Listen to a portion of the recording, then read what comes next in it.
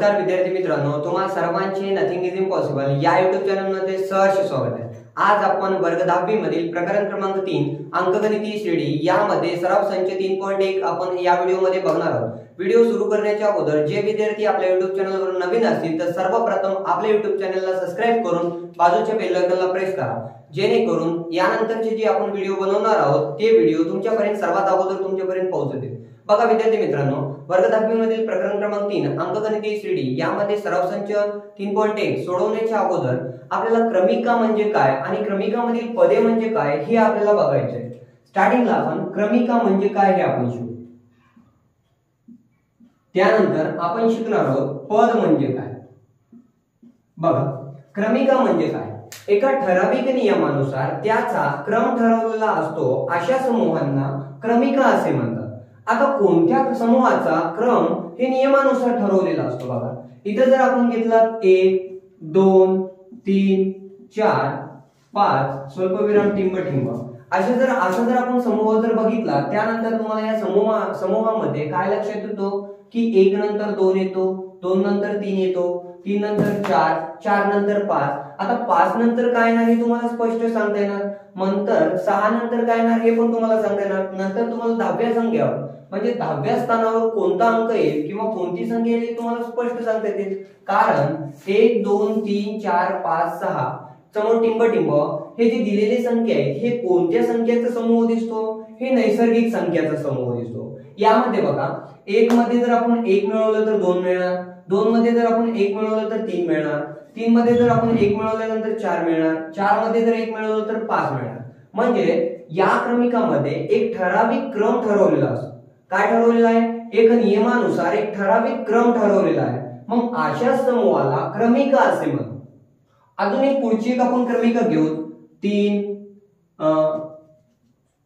1 3 5 7 9 समोर टिंब टिंब।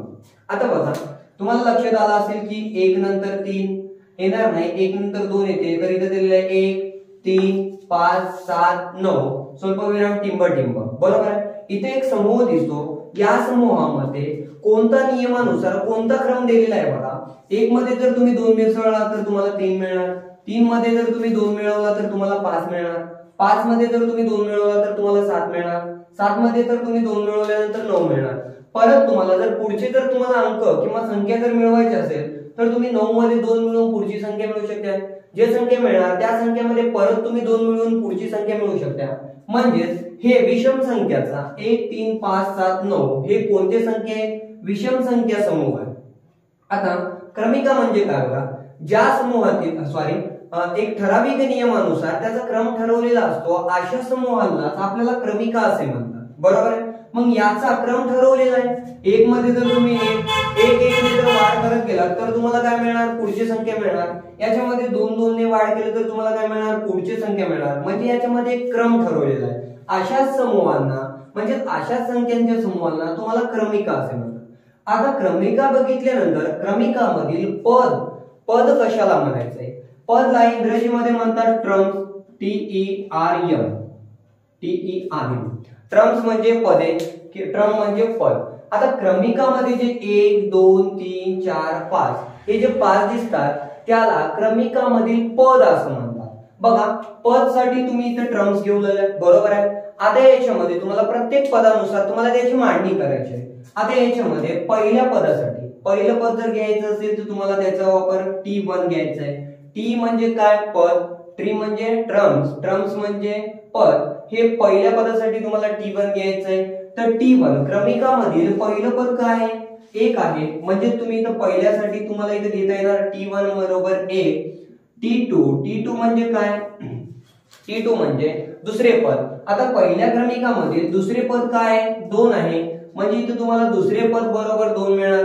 त्यानंतर इथं घेऊ आपण T3 बरोबर, आता T3 म्हणजे काय, तिसरे पद। आता या क्रमिकामधले तिसरे पद काय, 3 आहे, मग इथं तुम्हाला घ्यायचंय T3 बरोबर 3। आता पुढे आपल्याला घेऊ T4। आता वरील क्रमिकामध्ये म्हणजे जे तुम्हाला वरची जी क्रमिका दिलेली आहे त्यामधला चौथे पद काय, 4, म्हणजे इथं तुम्हाला घ्यायचंय T4 बरोबर 4। मग शेवटचा पद दिलेला आहे T5। वरील क्रमिकामध्ये पाचवा पद काय, 5 नाही, म्हणजे इथे घेणार तुम्ही t5 बरोबर 5. आता क्रमिकामध्ये पहिल्या स्थानावर 1 दिलेला आहे म्हणजे पहिला पद 1 आलेला आहे. क्रमिकामध्ये दुसऱ्या स्थानावर 2 दिलेले आहे म्हणजे दुसरा पद बरोबर 2 मिळालेला आहे. क्रमिकामध्ये तिसऱ्या स्थानावर 3 अंक दिलेले आहे म्हणजे तिसरं पद बरोबर 3 दिलेले आहे. क्रमिकामध्ये चौथ्या स्थानावर 4 ही संख्या दिलेली आहे म्हणजे चौथे पद बरोबर 4. क्रमिकामध्ये पाचव्या स्थानावर 5 दिलेले आहे म्हणजे पाचवे पद बरोबर 5. आता पुढे बघा, याच्या ना आपल्याला पुढची पण क्रमिकाला हे पदानुसार मांडणी करायची आहे. पदासाठी तुम्हाला घ्यायचं आहे ट्रम्स म्हणजे शॉर्ट मध्ये घ्यायचं आहे टी. आता या क्रमिकामधील पहिलं पद काय 1 म्हणजे t1 बरोबर 1 मिळणार. दुसरं पद आहे 3 म्हणजे t2 बरोबर 3 मिळणार. तिसरं पद आहे 5 म्हणजे t3 बरोबर 5 मिळणार. चौथं पद आहे 7 म्हणजे t4 बरोबर 7 मिळणार. आणि पाचवं पद आहे 9 म्हणजे t5 बरोबर तुम्हाला 9 मिळणार. बघा, याच्यामध्ये अंकगणितीय श्रेणी शिकत असते वेळेस आपल्याला महत्त्वाचे पॉइंट म्हणजे क्रमिका आणि पद. क्रमिका म्हणजे काय, एका ठराविक नियमानुसार त्याचा क्रम ठरवलेला असतो. अशा संख्येच्या समूहाला क्रमिका असे म्हणतात. आता क्रमिकामधून त्या संख्याच्या समूहामधून आपल्याला पद कशी ओळखायचे, पदाला इंग्रजीमध्ये म्हणतात ट्रम्स. जो आपल्याला संख्याचा जो समूह दिलेला असतो या क्रमिकामध्ये जे प्रत्येक स्थानावरची जी संख्या आहे त्याला क्रमिकामधील पद असं म्हणतात. मग 1 हे पद झालं, 2 पद झालं, 3 पण पद झालं, 4 5 असे वेगवेगळे पद दिलेले आहेत, बरोबर आहे. यानंतर आपण थोड्याच वेळात आपण 3.1 सराव संच बघणार आहोत. तर ज्या विद्यार्थ्याला क्रमिका आणि पद जर समजलं असेल तर पुढचं पण तुम्हाला 3.1 सराव संच तुम्हाला सोडवण्यासाठी काय अवघड जातं. बघा विद्यार्थी मित्रांनो, सराव संच 3.1 मध्ये प्रश्न क्रमांक पहिला, खालीलपैकी कोणत्या क्रमिका अंकगणितीय श्रेणी आहे. समोर प्रश्नार्थक चिन्ह देऊन समोर दिलेलं आहे. ज्या अंकगणितीय श्रेणी असतील त्यातील प्रत्येकीचा सामायिक फरक काढा. अगोदर जे आपल्याला खाली जे आपल्याला क्रमिका दिलेले ते क्रमिका अगोदर अंकगणितीय श्रेणी आहेत का ते आपल्याला ठरवायचं. आता बघा, दिलेली क्रमिका जर अंकगणितीय श्रेणी आहे की नाही ठरवण्यासाठी त्या क्रमिकामध्ये दोन क्रमागत म्हणजे प्रत्येक दोन लगतच्या क्रमागत पदांमधील आपल्याला फरक स्थिर आला पाहिजे. फरक जर स्थिर आला असेल तर त्या क्रमिकेला आपल्याला अंकगणितीय श्रेणी म्हणता येते, अन्यथा त्या क्रमिकेला आपल्याला अंकगणितीय श्रेणी म्हणता येणार नाही. मग ठरवल्यानंतर ज्या अंकगणितीय श्रेणी असतील त्यातील प्रत्येकीचा सामायिक फरक काढा. सामायिक फरक म्हणजे दोन क्रमागत पदांमधील फरक, म्हणजे यांची जी वजाबाकी आहे प्रत्येक पदामधील फरक जर तुम्हाला सामायिक आला असेल तरच आपल्याला सामायिक फरक लिहिता येते, अन्यथा आपल्याला सामायिक फरक काढता येणार नाही. आता बघा, पुढे जे आपल्याला क्रमिका दिलेले 2 4 6 8 समोर टिंब, बरोबर आहे. आता ही क्रमिका दिलेली क्रमिकाला अंकगणितीय श्रेणी आहे की नाही ठरवण्यासाठी अगोदर दिलेल्या क्रमिकामधील प्रत्येक संख्येला पदानुसार तुम्हाला मांडणी करायची आहे. पदानुसार मांडणी कशी करायची हे आपण थोड्याच वेळा अगोदर बघूया. मग t1 बरोबर पहिलं पद दिलेले आहे 2 म्हणजे t1 बरोबर 2 मिळणार. त्यानंतर t2 बरोबर किती आहे दुसऱ्या स्थानावर 4 म्हणजे t2 बरोबर 4. त्यानंतर t3 बरोबर 6 मिळणार, 6 दिलेला असल्यामुळे. इथं घेऊ आपण t4 बरोबर चौथ्या स्थानावर 8 दिलेला आहे म्हणजे t4 बरोबर 8. आता दिलेल्या क्रमिकामधील प्रत्येक संख्येची आपण पदानुसार मांडणी केल्यानंतर दिलेली क्रमिका ही अंकगणितीय श्रेणी आहे की नाही ठरवण्यासाठी आपल्याला दोन लगतच्या क्रमागत पदांमधील आपल्याला फरक घ्यायचा आहे म्हणजे वजाबाकी करायची. इथे तुम्हाला 1 2 3 4 असे 4 पद दिले आहेत. तर आपल्याला दुसऱ्या पदामधून तुम्हाला पहिलं पद वजा करायचं आहे, त्यानंतर तिसऱ्या पदामधून दुसरं पद वजा करायचं आहे, त्यानंतर शेवटला चौथ्या पदामधून तिसरं पद वजा करायचं. मग दोन प्रत्येक लगतच्या घटकामध्ये प्रत्येक लगतच्या क्रमागत पदांमधील जर फरक आपल्याला स्थिर आला असेल तर दिलेली क्रमिका ही अंकगणितीय श्रेणी असते. तर इथं घेऊ आपण, म्हणून t2 t1 म्हणजे दुसरं पद वजा पहिलं पद. दुसरं पद आहे 4 म्हणजे इथं घेणार आपण 4, हे वजा पहिलं पद आहे 2 म्हणजे इथं घेणार आपण 2. 4 मधून 2 गेले म्हणजे इथं मिळणार आपल्याला 2. मग पहिल्या दोन क्रमागत पदांची वजाबाकी आपल्याला 2 मिळालेली आहे. प्रत्येक दोन लगतच्या पदांमध्ये आपल्याला वजाबाकी करायची आहे. पुढचे काय मिळणार आपल्याला t3 t2 म्हणजे तिसरं पद वजा दुसरे पद. तिसरं पद दिलेलं आहे 6 म्हणजे इथं घेणार आपण 6, वजा दुसरं पद दिलेलं आहे 4 म्हणजे इथं घेणार आपण 4. 6 मधून 4 गेले म्हणजे 6 मधून 4 गेल्यानंतर उरले 2 म्हणजे 2. त्यानंतर t4 t3 चौथं पद काय दिलेलं आहे 8, त्यामधून आपल्याला तिसरं पद वजा करायचं आहे. तिसरं पद दिलेलं आहे 6, मग 8 मधून 6 गेल्यानंतर वजाबाकी मिळणार तुम्हाला 2. आता बघा, पहिल्या दोन क्रमांकात पदांची वजाबाकी 2, दुसऱ्या दोन क्रमांकात पदांची वजाबाकी 2, तिसऱ्या दोन क्रमांकात पदांची वजाबाकी 2. म्हणजे ते प्रत्येक दोन क्रमांकात पदांमधील फरक इथं 2 2 2. म्हणजे प्रत्येक दोन क्रमांकात पदांमधील फरक कसा आहे? स्थिर आहे. म्हणजे स्थिर असेल तरच दिलेली क्रमांक ही अंकगणितीय श्रेणी आहे. मग इथं फक्त एवढंच लिहायचं आहे, येथे सामायिक फरक लिहिलं तरी चालते. येथे सामान्य फरक किती मिळालेला आहे? 2 आहे. सामायिक फरक बरोबर किती आहे? 2 आहे. आणि तो कसा आहे? स्थिर आहे. म्हणजे इथे लिहायचंय तुम्हाला तो आणि तो स्थिर आहे. जर दोन क्रमांकात पदांमधील फरक जर स्थिर असेल तरच आपल्याला दिलेली क्रमिका ही अंकगणितीय श्रेणी आहे असं आपल्याला लिहायचं आहे. मग इथे लिहू, म्हणून दिलेली क्रमिका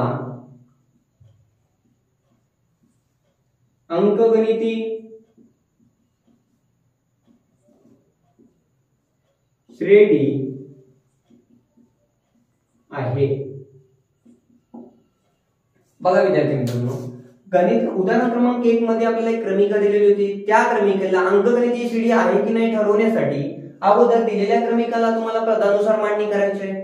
यामध्ये क्रमिका नंबर 2, 5/2, 3 आणि 7/2 अशा आपल्याला क्रमिकामध्ये तुम्हाला संख्या दिलेल्या आहेत. त्या संख्येला तुम्हाला पदानुसार मांडणी करायची आहे.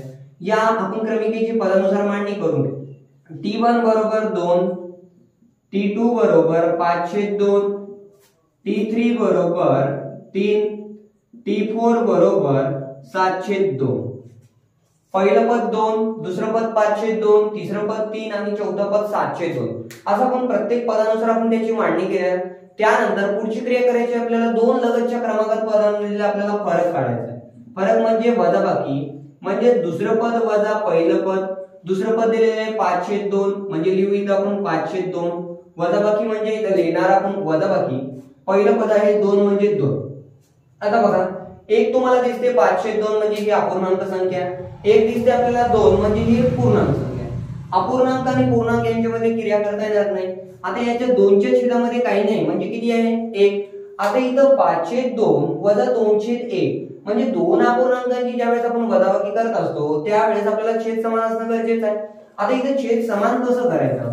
इथं जर आपण तिरकस जर गुणाकार केला तर आपल्याला इथे छेद समान होऊ शकतो. 5/5 हे वजा 2 गुणिले 2, 2 दोन्ही 4, त्यानंतर 2 5 मधून 4 गेल्यास मिळते तुम्हाला 1, म्हणजे इथे लिहायचं 1 आणि छेदाचे हे 2. म्हणजे इथं तुम्हाला मिळालेलं आहे यांच्या दोन क्रमांकात पदांमधील वजाबाकी 1/2 असं मिळेल. त्यानंतर पुढच्या दोन क्रमांकात पदांमधील आपल्याला फरक घ्यायचा आहे, म्हणजे T3 - T2. T3 किती दिलेलं आहे? 3, म्हणजे लिहू इथं आपण 3 वजा T2 दिलेलं आहे 5/2, म्हणजे इथं लिहू आपण 5/2. तिसरे पद वजा दुसरे पद. तिसरे पद आहे 3, हे वजा दुसरे पद आहे 5/2. तसं 2च्या छेदामध्ये काही नव्हतं म्हणून इथं आपण 1 गृहीत होतं. गृहीत राहते म्हणून इथे एक आपण 1 घेतलं. बरोबर आहे. आता हे 3च्या छेदामध्ये काही नाही म्हणजे 1 हे कसं आहे? गृहीत आहे. आता इथं 3/1 वजा 5/2 याला कसं सोडवायचंय? तिरकस गुणाकार करायचंय. या 3 न 2 ला गुणाकार करायचा, 5 ने 1 ला गुणाकार करायचा आणि छेदाला गुणाकार करायचंय. 3 गुणिले 2 म्हणजे 3 दोन्ही 6 मिळणार. हे वजा 5 गुणिले 1 म्हणजे 5/1 5. त्यानंतर 2/1 6 मधून 5 गेले, राहिले 1, हे छेदाचे 2. पुढच्या दोन क्रमांकात पदांची पण वजाबाकी इथं आपल्याला 1/2 मिळाली. अजून आपल्याला दोन पद दिलेले आहेत, चौथं पद वजा तिसरं पद. शेवटला काय करायचं आहे आता?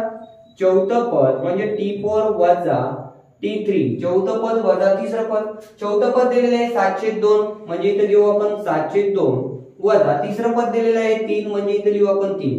या 3च्या छेदात काही नाही म्हणजे 1. इथं आपल्याला 7/2 वजा 3/1 म्हणजे इथं अपूर्णांकांची वजाबाकी ही क्रिया निर्माण झाली.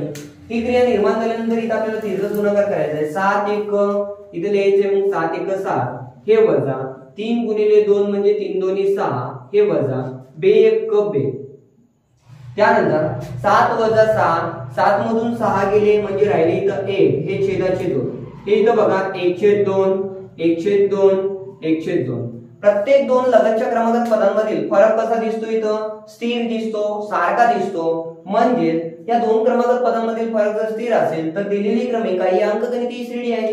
मग इथं लिहायचं आहे, इथं काय लिहू? ए ते सामान्य फरक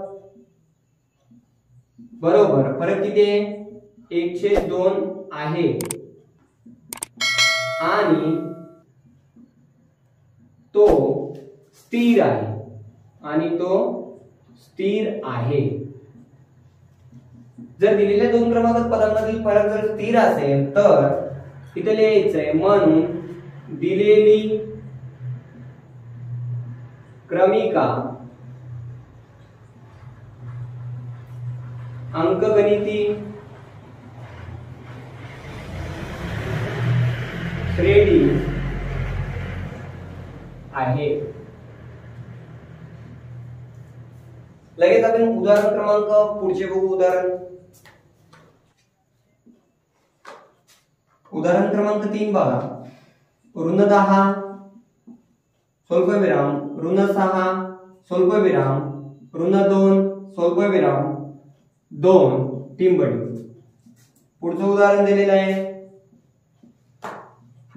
0.3 स्वल्पविराम 0.33 स्वल्पविराम 0.333 स्वल्पविराम टिंबटिंब.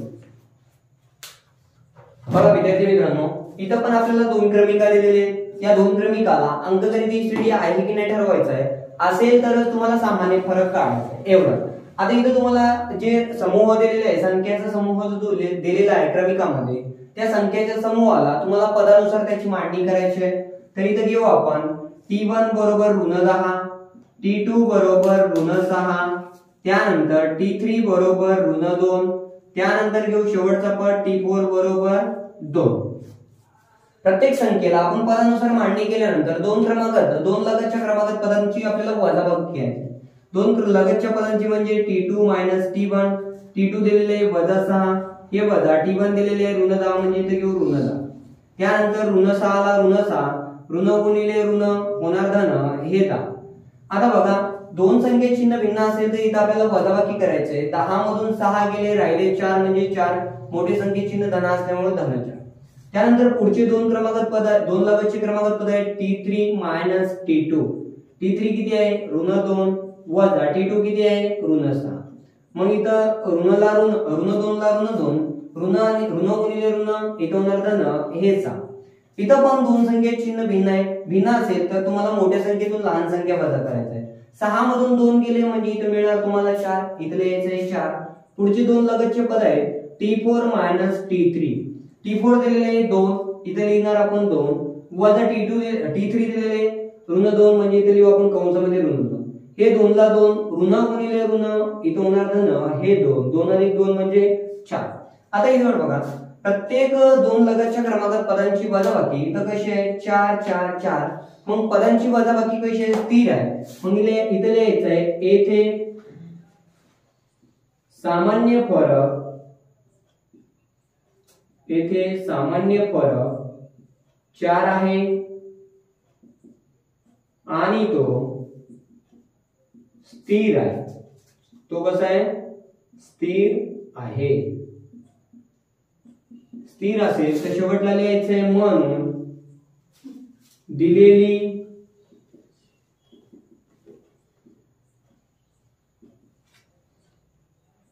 क्रमिका अंकगणितीय श्रेणी आहे. पुढे एक आपल्याला क्रमिका दिलेली आहे बघा 0.3 0.33 0.333. आता या क्रमिकेला अंकगणितीय श्रेणी आहे की नाही ठरवण्यासाठी कॉमन क्रिया T1 बरोबर पहिलं पद दिलेले 0.3 म्हणजे इथे लिहिणार आपण 0.3.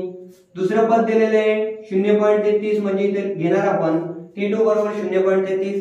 त्यानंतर तिसरं पद दिलेलं आहे इथे घेऊ आपण T3 बरोबर 0.333. प्रत्येक संख्येची आपण पदानुसार मांडणी केल्या. आता प्रत्येक संख्येची पदानुसार मांडणी केल्यानंतर दोन लगतच्या आपल्याला क्रमागत पदांची वजाबाकी घ्यायची. इथं घेणार आपण T2 मायनस T1, दुसरे पद दिलेले आहे 0.33 वजा 0.3. आता बघा हे तुम्हाला दशांश चिन्हामध्ये दिलेले आहे, यांची वजाबाकी तुम्हाला कसं करायचं तर याला आपण बाजूला लिहू 0.33, इथे लिहू आपण 0.33 मधून 0.3 मधून, इथं काही नाही म्हणजे इथं अंक आपल्याला शून्य घ्यायचा आहे, 3 मधून शून्य जात नाही म्हणजे 3 ला 3, 3 मधून 3 गेले राहिले 0, हे दशांश हे 0, यांची वजाबाकी मिळणार तुम्हाला 0.03. पुढचे दोन लगतचे क्रमांक पद आहेत T3 मायनस T2, T3 दिलेले आहे 0.333 वजा T2 दिलेले आहे 0.33, इथे घेऊ 0.33, याची वजाबाकी करायची, याला आपण बाजूला लिहून घेऊ 0.333 मधून 0.33 वजा करायचं, इथं काही नाही म्हणजे अंक आपल्याला शून्य घ्यायचा आहे, 3 मधून शून्य गेले 3 राहिला, 3 मधून 3 गेले 0, 3 मधून 3 गेले 0, हे दशांश चिन्ह आहे 0, म्हणजे इथं तुम्हाला मिळणार वजाबाकी 0.003. बघा पहिल्या दोन लगतच्या क्रमांकात पदांची वजाबाकी 0.03, दुसऱ्या दोन लगतच्या क्रमांकात पदांची वजाबाकी 0.003, 0.003, म्हणजे इथं क्रमांक 2 लगतच्या क्रमांकात पदांची वजाबाकी फरक कसा आहे, स्थिर दिसतो काय, नाही, जर फरक जर स्थिर नसेल तर दिलेली क्रमिका ही अंकगणितीय श्रेणी होऊ शकते काय, नाही, तर इथं लिहायचं आहे येथे सामान्य फरक, येथे सामान्य फरक स्थिर नाही,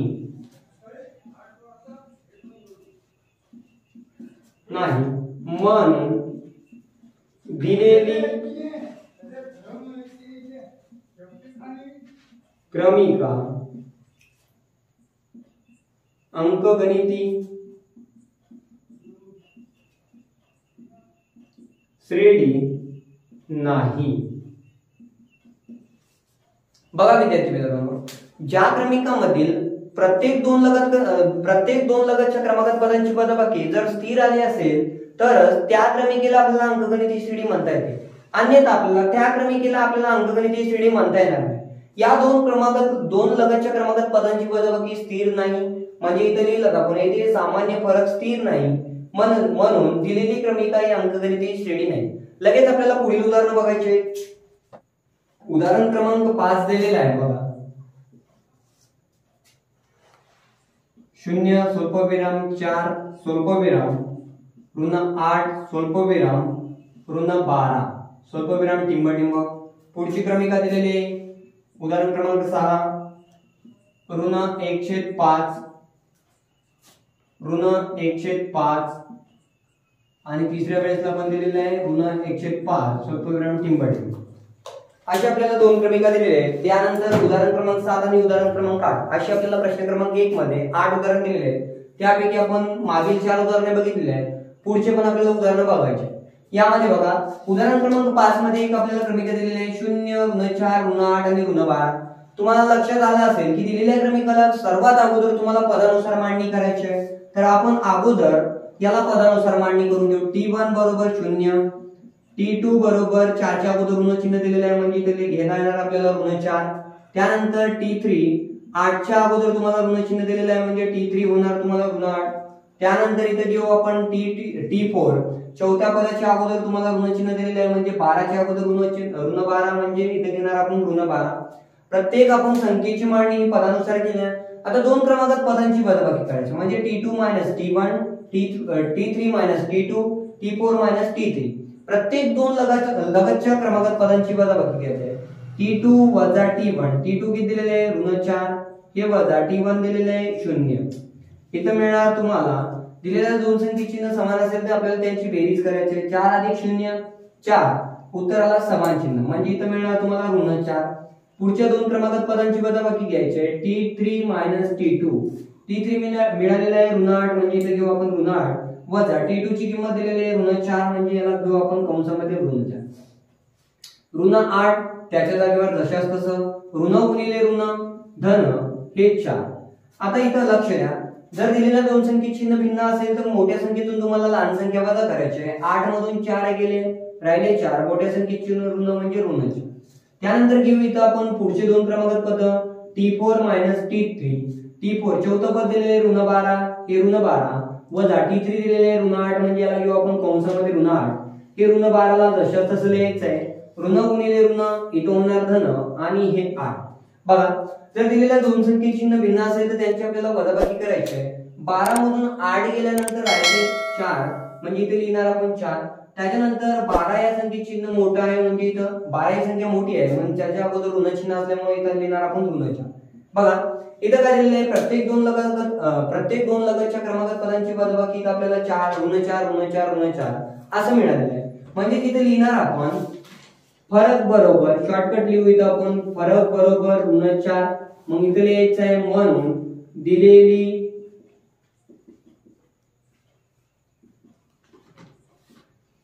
क्रमिका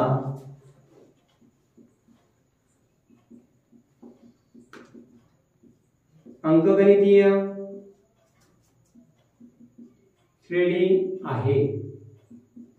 बघा हे वाक्य तुम्हाला पूर्ण करायचं आहे. येथे फरक बरोबर 4 आहे आणि तो स्थिर आहे म्हणून दिलेली क्रमिका ही अंकगणितीय श्रेणी आहे. पुढची आपल्याला क्रमिका दिलेली आहे ऋण 1/5 ऋण 1/5 आणि ऋण 1/5. हे जर तुम्ही बघितलं तर तुम्हाला कसं वाटलं ऋण 1/5 ऋण 1/5 ऋण 1/5 हे दिलेले तिन्ही क्रमिकामधील जी संख्या दिलेली आहे पद दिलेले आहेत ते कशी दिलेले आहेत एकसारखे दिलेले दिसतात. म्हणजे इथं घेऊ आपण पहिल्या पदाला घ्यायचे आपल्याला जे दिलेले आहे ते ऋण 1/5 T2 बरोबर दुसरं पद दिलेले आहे ऋण 1/5. त्याच्यानंतर तिसरं पद T3 बरोबर दिलेले आहे ऋण 1/5. पुढे आपल्याला करायचं आहे दोन क्रमांकात पदांची वजाबाकी म्हणजे इथं घेता येणार आपल्याला T2 मायनस T1. T2 दिलेले आहे हे वजा 1/5 वजाबाकी म्हणल्यानंतर हे वजाबाकी. T1 दिलेले आहे ऋण 1/5 म्हणजे इथं ऋण 1/5 ला ऋण 1/5 ऋण गुणिले ऋण होणार इथं आपल्याला धन इथं लिहायचंय धन इथं मिळणार आपल्याला 1/5. आता बघा एक ऋण 1/5 आणि एक धन 1/5 चिन्ह भिन्न आहेत म्हणजे इथं वजाबाकी होणार. 1/5 मधून 1/5 गेले म्हणजे मिळणार इथं तुम्हाला 0. पुढे घेऊ आपण दोन क्रमांकात पद काय आहे पुढचे T3 मायनस T2. आता T3 दिलेले आहे ऋण 1/5 म्हणजे इथे लिहू आपण ऋण 1/5 वजाबाकी म्हणल्यानंतर हे वजाबाकी T2 वजा करायचं. T2 किती दिलेले आहे आपल्याला ऋण 1/5 बरोबर हे ऋण 1/5 त्यानंतर ऋण गुणिले ऋण हे धन हे 1/5. एका संख्येत चिन्ह ऋण आणि दुसऱ्या संख्येत चिन्ह धन असेल तर त्यांची आपल्याला वजाबाकी होणार म्हणजे वजाबाकी इथं तुम्हाला 1/5 मधून 1/5 गेले म्हणजे किती मिळणार इथं 0 मिळणार. प्रत्येक दोन क्रमांकात पदांची वजाबाकी इथं स्थिर आलेली आहे म्हणजे यांचा फरक कसा आहे स्थिर आहे. मग इथे लिहायचं आहे येथे फरक बरोबर 0 आणि तो स्थिर आहे आणि दिलेली क्रमिका ही अंकगणितीय श्रेणी आहे. हे तुम्हाला पूर्ण करायचं. लगेच आपल्याला उदाहरण क्रमांक 7 आणि उदाहरण क्रमांक 8 पण बघायचं. बघा उदाहरण क्रमांक 7 हे थोडं अवघड दिसल्यासारखं दिसतंय पण त्याला आपण अवघड करायचं नाही. उदाहरण क्रमांक 7 काय दिलेलं आहे बघा 3 स्वल्पविराम 3 अधिक वर्गमुळामध्ये 2 स्वल्पविराम 3 अधिक 2 वर्गमुळामध्ये 2 स्वल्पविराम 3 अधिक 3 वर्गमुळामध्ये 2 स्वल्पविराम टिंब. बघा हे उदाहरण झाल्यानंतर आपल्याला उदाहरण क्रमांक 8 घ्यायचं.